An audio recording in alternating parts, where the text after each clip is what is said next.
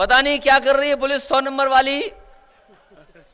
वो बुराई यहां भी आ गई क्या जो और जगह है? आ गई होगी बुराई। ये बाबा मुख्यमंत्री जी ने 100 नंबर भी हमारी पुलिस का खराब कर दिया। अभी जब हम चले जाएं तो पुलिस के जो अधिकारी उनसे पूछेगा सबसे ज्यादा प्रमोशन किस पार्टी ने दिया, सबसे ज्यादा पुलिस को गाड़ियां किसने दी, और दुनिया की सबसे बेहतरीन व्यवस्था 100 नंबर किसने दी, ये पुलिस के लोगों से पूछना। और आसान भर्ती कर दी। अब ये आसान भर्ती इसलिए कर दी क्योंकि नौजवान नौकरी चाहता है, रोजगार चाहता है। इसलिए ये एक नहीं, तुम्हारे जैसे न जाने कितने होंगे बेचारे नौजवान। तुम तो अपना दुख चिल्ला भी रहे हो यहां पर, तुम तो अपना दुख चिल्ला भी रहे हो। तमाम नौजवानों के सपने मार दिए भारतीय जनता पार्टी के लोगों ने। नौजवान बोल भी नहीं सकता कि हमें नौकरी चाहिए। इनका भविष्य नहीं खत्म किया है, देश की आने वाली पीढ़ी का भी भविष्य किया है। और बेचारे बेरोजगार रह गए, बेरोजगार बाप बन गए, लेकिन नौकरी नहीं मिली इन लोगों को। यह हालत पैदा कर दी है। इसलिए पुलिस की भर्ती भी आसान की थी समाजवादियों ने, और कहा कि मेरिट ले आओ 10वां 12वें के नंबर और दौड़ के दिखा दो, अपने आप पुलिस में भर्ती हो जाओगे। और समाजवादियों ने कर करके दिखाया। हो सकता है मेरिट वाले एक आध खड़े हो यहां पर, नए सिपाही। कोई मेरिट वाला है क्या? हाथ ऊपर मत करिए, नीचे रखिए, नहीं तो ये तुम्हारे खिलाफ कार्रवाई कर देंगे, फिर बहाल हमें ही करना पड़ेगा। और इसलिए कहा कि इनकी टेंशन खत्म करनी थी, इनकी बेवजह टेंशन थी इन्हें। 2 परीक्षा लिखो तब भर्ती होते थे, फिजिकल टेस्ट 2 परीक्षाएं लिखनी पड़ती थी। और हमने कहा कि बताओ पुलिस में भर्ती होने के लिए केवल डंडा पकड़ने के लिए 2 परीक्षा लिखोगे? ये 2 परीक्षाएं लिखी जा रही थी डंडा पकड़ने के लिए केवल। हमने कहा कोई परीक्षा नहीं होगी, 10वें 12वें के नंबर और दौड़ के दिखा दो, अपने आप पुलिस भर्ती हो जाएगी। सबसे जल्दी और सबसे आसान पुलिस भर्ती की। इसी तरह दिल्ली में समाजवादी लोग जाएंगे, गठबंधन के लोग जाएंगे, तो वहां भी फौज की चाहे पैरामिलिट्री की इसी तरह हमें करनी पड़े, इंतजाम करेंगे। और अगर ट्रेनिंग देनी हो बेहतर तो ट्रेनिंग आप बेहतर दे दो, अच्छी वर्दी दे दो, अच्छा खाने को दे दो, ये अपने आप अच्छा काम करेंगे। ये व्यवस्था करना चाहते हैं समाजवादी लोग। इसलिए ये पीलीभीत के हमारे तमाम किसान भाई, नौजवान साथियों, आपसे हम विशेष निवेदन करने आए, अपील करने आए हैं। ये जो गठबंधन तैयार हुआ है, आपको सुनाई दे गई होगी वोट की आवाज। वोट की आवाजें पहुंच गई पहले चरण की कि नहीं पहुंची आपके कानों तक? जैसे कभी कभी बारिश तेज होती है तो कमरे के अंदर सो भी रहे हो तो आवाज सुनाई दे जाती है उनके बूंदों की। पहले चरण के वोट की आवाज आपके कान तक पहुंच गई कि नहीं पहुंच गई? और किस तरीके से वोट बरसा है पहले चरण में, बताओ उसी तरह बरसाओगे वोट पीलीभीत में कि नहीं बरसाओगे आप लोग? ये गठबंधन को कह रहे हैं महामिलावट है। उन्हें समझ में नहीं आ रहा है कि ये किसानों का, गरीबों का, नौजवानों का, ये गरीब जो छूट गए थे उनका गठबंधन है। उन्हें समझ में नहीं आ रहा क्या कहें। ये महामिलावट का नहीं है, ये महापरिवर्तन का गठबंधन है। ये देश को परिवर्तन के रास्ते पे ले जाने का काम करेगा। ये कहते हैं कि नया देश बनाएंगे, नया देश। आपने सुना होगा कि प्रधानमंत्री और बीजेपी के लोग कह रहे हैं कि नया देश बनाएंगे। नया देश भारतीय जनता पार्टी नहीं बना सकती है। नया देश ये गठबंधन बनाएगा, और नया देश तब बनेगा जब ये गठबंधन नया प्रधानमंत्री बनाने का काम करेगा। बीजेपी के लोग नया देश बनाना चाहते हैं, हम महागठबंधन के लोग नया प्रधानमंत्री बनाना चाहते हैं, क्योंकि पुराने प्रधानमंत्री फेल हो चुके हैं। अब तो उन्हें पता लग गया होगा पहले चरण का रिजल्ट भी। और इस वाले चरण में तो सफाया है, बिल्कुल सफाया, कोई सीट नहीं मिलने वाली। बताओ इस चरण में हम मान लें सफाया है कि नहीं सफाया है? पीलीभीत वालों, कहीं ये बीजेपी के जो रिजेक्टेड सुल्तानपुर से हैं उनके चक्कर में तो नहीं पड़ जाएगा कोई? अच्छा, मंच वाले नहीं बोल रहे, कोई मंच पे तो नहीं चक्कर में पड़ जाएगा? अब नहीं चक्कर चलेगा उनका। इसलिए हम आपसे निवेदन करना चाहती हैं, उलझाएंगे आपको दूसरे रास्ते पे ले जाएंगे।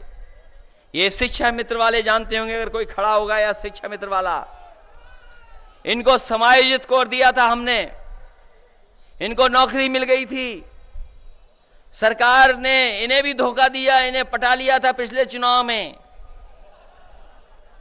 ये पिछले चुनाव में उन्हीं के चक्कर में फंस गए ये शिक्षा मित्र वाले लोग। लेकिन इस बार शायद लाठी ज्यादा चली है इनके ऊपर। अब तो नहीं बदलोगे, तुम्हारी पहले भी मदद की थी शिक्षा मित्र वालों, 14 साल नौकरी की है, कुछ लोगों ने 20 साल नौकरी की है, और उसके बाद इनके हाथ में कुछ नहीं, इन्हें छीन लिया गया सब कुछ। समाजवादियों ने दिया था। जब समाजवादी सरकार आएगी तो दोबारा आपको वही शिक्षा मित्रों को सम्मान देने का काम समाजवादी लोग करेंगे।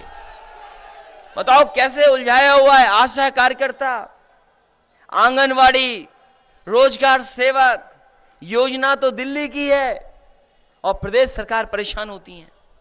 इसलिए ये दो तरह की नीतियां नहीं चलेंगी आने वाले समय में, क्योंकि आंगनवाड़ी, आशा कार्यकर्ता, रोजगार सेवक और चौकीदार, ये चौकीदार नाम भी गड़बड़ हो गया, कुछ नया नाम ढूंढना पड़ेगा भाई आपका। बताइए, बीजेपी ने हमारे ईमानदार चौकीदारों का भी नाम गड़बड़ करवा दिया। इतनी ईमानदारी और वफादारी से रहते थे, बताओ। तो मैं कह चुका हूं कि जब चौकी छीननी है तो अच्छी से वोटों से छीनना, लगे कि हां पीलीभीत के लोगों ने वोट डाल करके कोई चौकी छीनी है। ये कहने को तो सब जान गए हम लोग, इसलिए पीलीभीत के हम लोगों से विशेष निवेदन करने आए हैं। ये नौजवान प्रत्याशी हैं, ये आपके बीच में रहेंगे, काम करेंगे, मदद करेंगे और सुख दुख में भी आपके साथ खड़े दिखाई देंगे। अगर आप खुशहाली चाहते हैं, विकास चाहते हैं, अगर खुशहाली चाहते हैं, विकास चाहते हैं, ये पीलीभीत भी चौड़ी चौड़ी सड़कों से जुड़ जाए।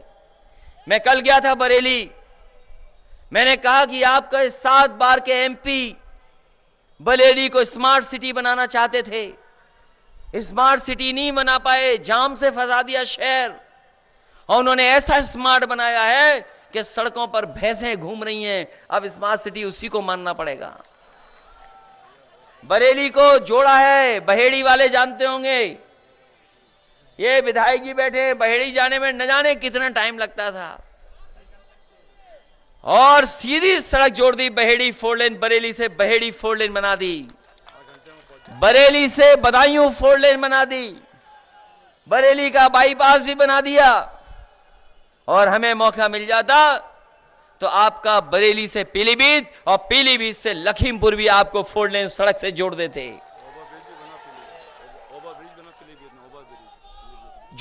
हम लोग, क्योंकि उधर सीतापुर से लखीमपुर तक तो 4 लेन बना दी थी, आपके दुधवा तक की भी बना दी थी।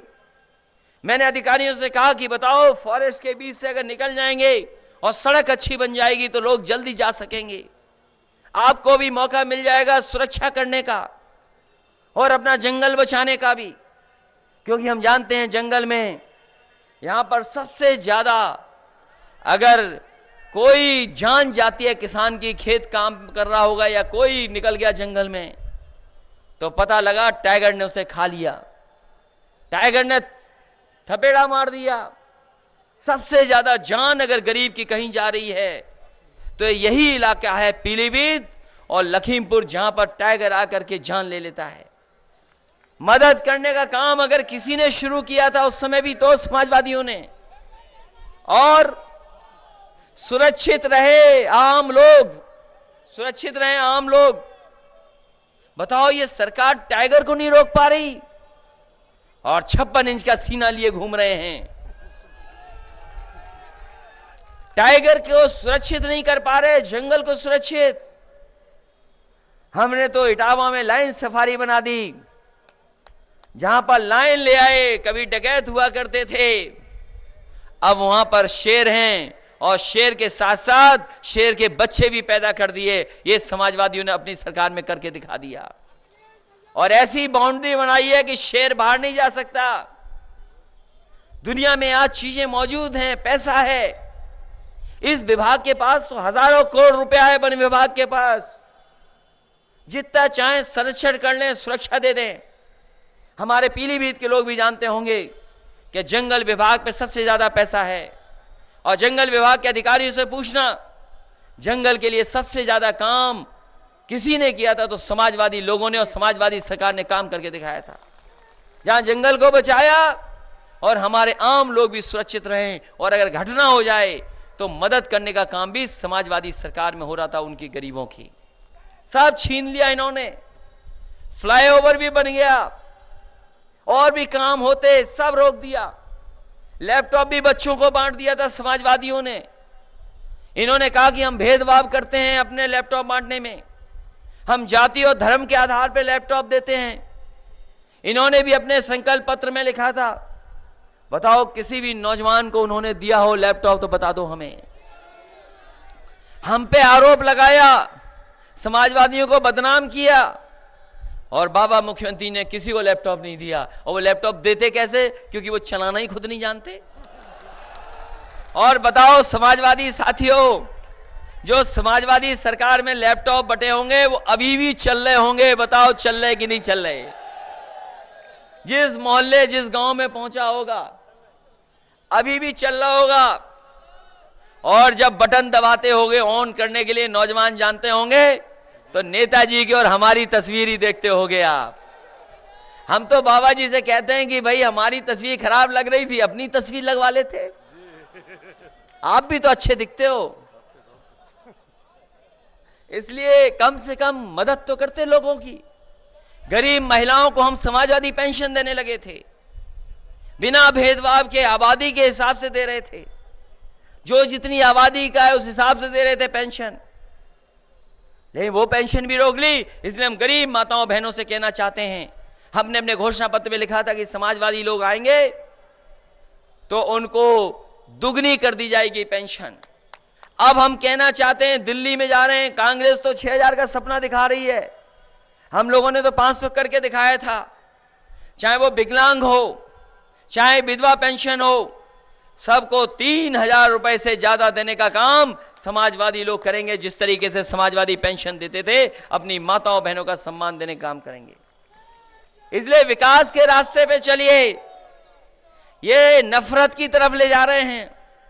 पीलीभीत से अच्छी संस्कृति कहां मिल सकती है, जहां हर समाज के लोग मिलजुल करके रह रहे हैं, जहां हमारे सिख भाई हैं जिनके गुरुद्वारे हैं, वही हमारे मुसलमान भाइयों की जाम मस्जिद भी है, जहां हमारे हर जाति के लोग मिलकर के रहना चाहते हैं।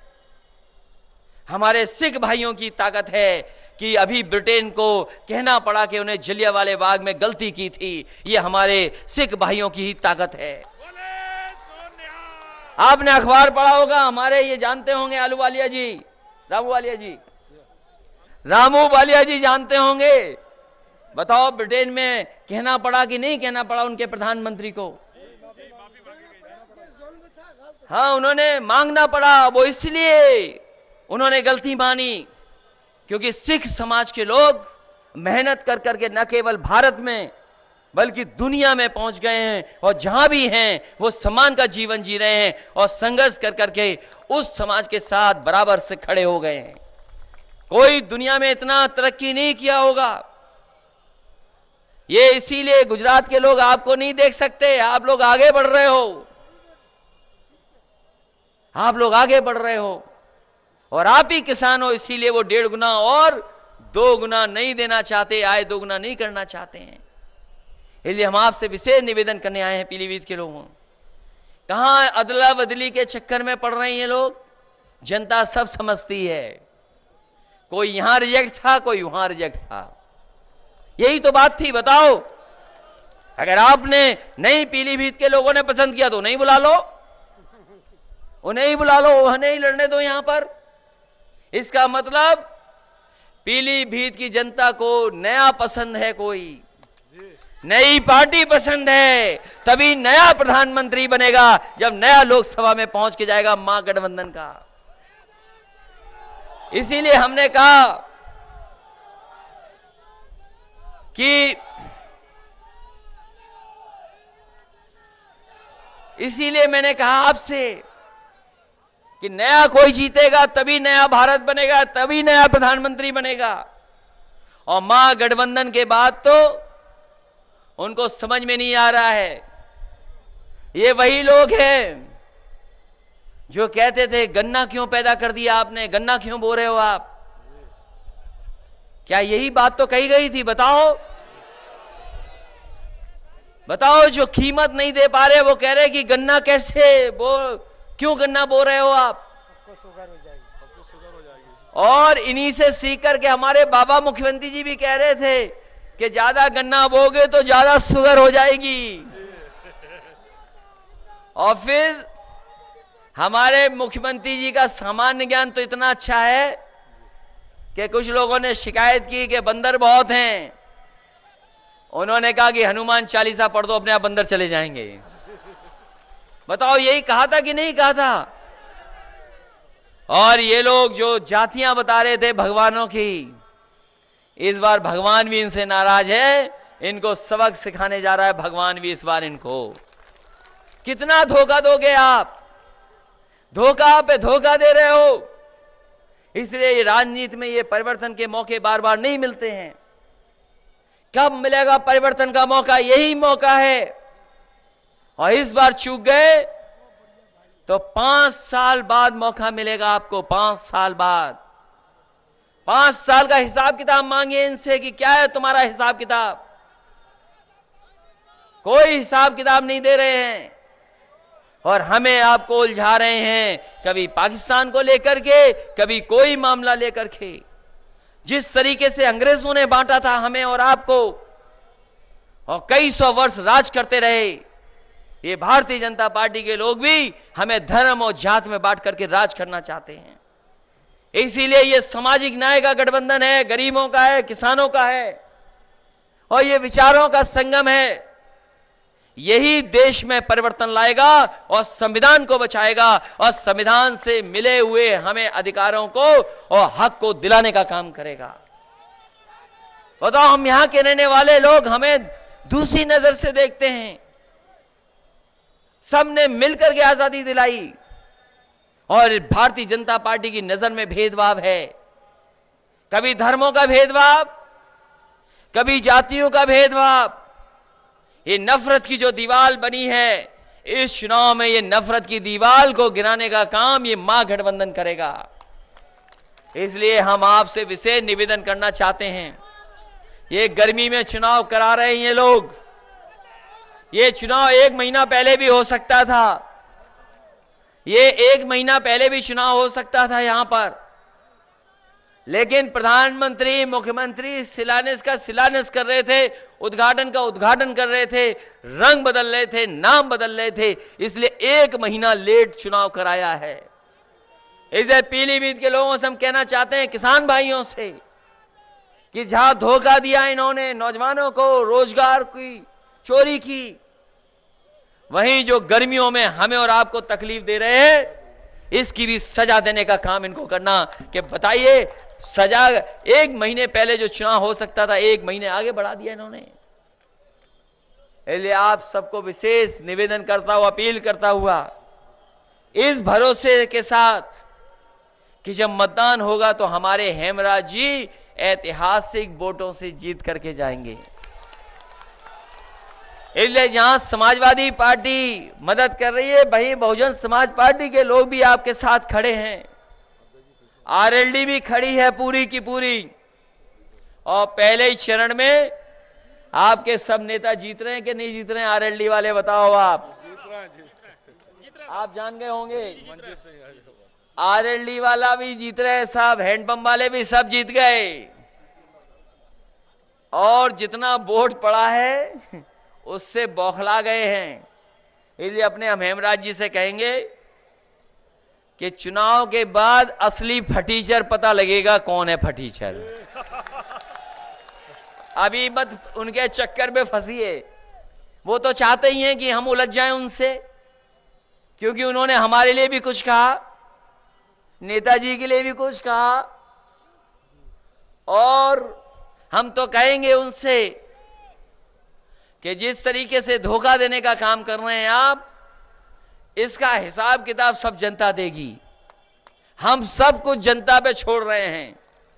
अगर किसान का भला किया हो इन्होंने, नौजवान की नौकरी न चोरी की हो, व्यापारियों की चोरी न की हो, आमदनी में खाद में न चोरी की हो, शौचालय बना दिए बिना पानी के, बिजली की महंगी कर दी, और जिस तरीके से नफरत फैलाई है बीजेपी के लोगों ने, कितने दिन जेल में रहे थे ये जब नफरत फैलाई थी,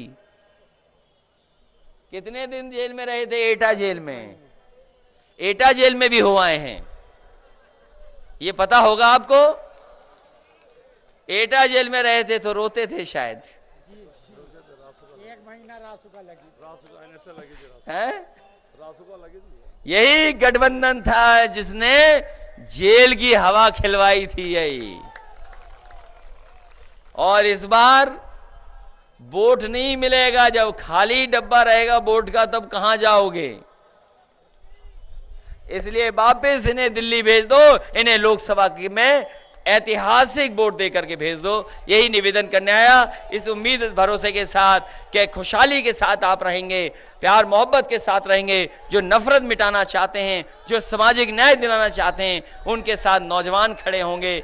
नया देश, नया भारत तभी बन सकता है जब देश में नया प्रधानमंत्री हो, नई सोच का हो, नई तरक्की के रास्ते पे ले जाने वाला हो। हमें भरोसा है कि आप साइकिल की मदद करेंगे, एक एक वोट साइकिल पे डाल करके ऐतिहासिक वोटों से जिताने का काम करेंगे। बहुत बहुत धन्यवाद, बहुत बहुत बधाई। दूर से ही दिख गए हो, तुम कादरी साहब हो। बहुत धन्यवाद।